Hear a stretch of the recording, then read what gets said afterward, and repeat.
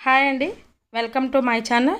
ఈరోజు వీడియో వచ్చి గోరింతాకు ఎలా పుట్టింది, గోరింతాక్కి కుంకంకి ఉన్న ఒప్పందం ఏమిటి, ఆషాఢ మాసంలో గోరింతాకు ఎందుకు పెట్టుకోవాలి, అసలు గోరింతాకు అసలు పేరేంటి చూసేద్దామండి. గోరింతాకు అసలు పేరు గౌరీ ఇంటాకు. అసలు గౌరీ ఇంటాకు అని అంటారు. అంటే గౌరీదేవి ఇంట పుట్టిన ఆకని అర్థం అనమాట. గౌరీదేవి బాల్యంలో చెల్లులతో వనంలో ఆటలాడే సమయాన్న రజస్వాలు అవుతుంది. ఆ రక్తపు చుక్క నేల తాకినంతనే ఓ మొక్క పుడుతుంది. ఈ వింతను చెల్లులు పర్వతరాజుకు చెప్పగా సతీ సమేతంగా చూసేందుకు వస్తాడు.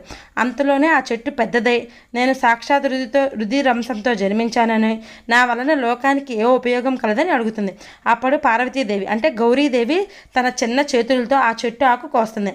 ఆమె వేళ్ళు ఎర్రబారిపోతే అయ్యో బిడ్డ చేయి కందిపోయినందుకే ఉందే అని లోప అనగానే పార్వతి నాకు ఏ విధమైన బాధ కలగలేదు, పైగా చాలా అలంకరంగా అనిపిస్తుందని చెప్తుంది.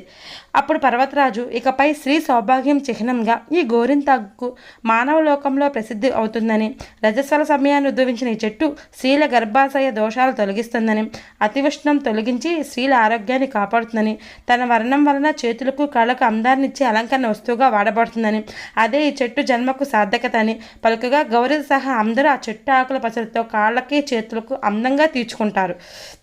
అలా గోరింతాకు ఉద్భవించింది. ఇదే సమయంలో కుంకుమకు ఒక సందేహం కలుగుతుంది.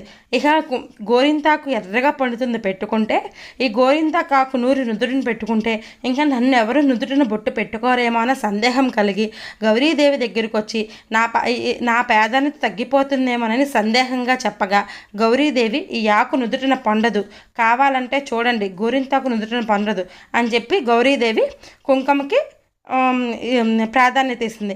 ప్రతి ఒక్కరు నుదుటిన బొట్టు కుంకుమే ధరించాలి, కుంకుమకున్నే ప్రాధాన్యత కుంకుమకే ఉంటుందని చెప్పి గౌరీదేవి చెప్తుందనమాట. ఇక శాస్త్రపరంగా గర్భాశయ దోషాలు తీసేస్తుంది. అరచేతి మధ్యలో స్త్రీ గర్భాశయానికి రక్తం చారవేసే ప్రధాన నాడులు ఉంటాయి.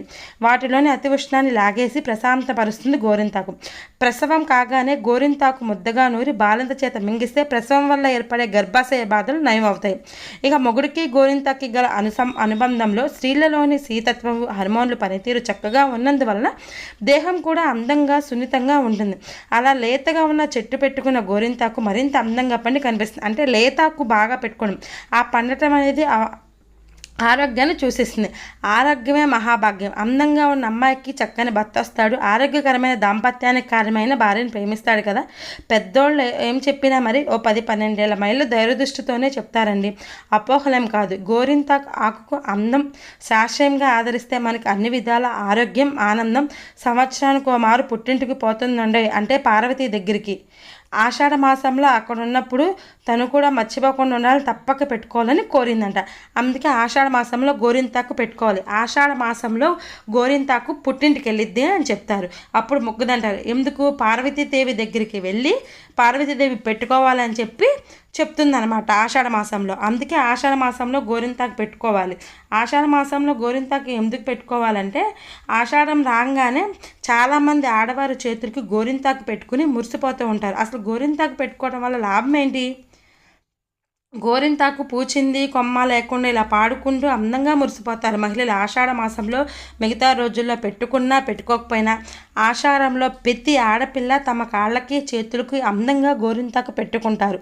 అయితే ఇది కేవలం అందంగా కనిపించేందుకు మాత్రమే కాదు, దీనివల్ల చాలా లాభాలు ఉన్నాయండి. మన వాతావరణం ప్రకారం ఆషాఢ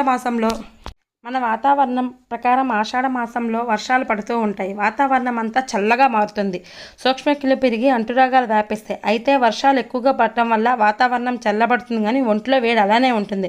బయట వర్షానికి సమానంగా మన శరీరం మారదు. దీంతో సమస్యలు వచ్చే అవకాశం ఉంటుంది. గోరింతాకులోని వేడిని తగ్గించే గుణం ఉంటుంది. అంతేకాకుండా రోగ నిరోధక శక్తిని పెంచే రక్త ప్రసరణ సక్రమంగా జరిగేలా చేస్తుంది. అందుకే ప్రతి ఒక్కరు ఈ సమయంలో గోరింతాకు పెట్టుకోవాలని చెప్తారు.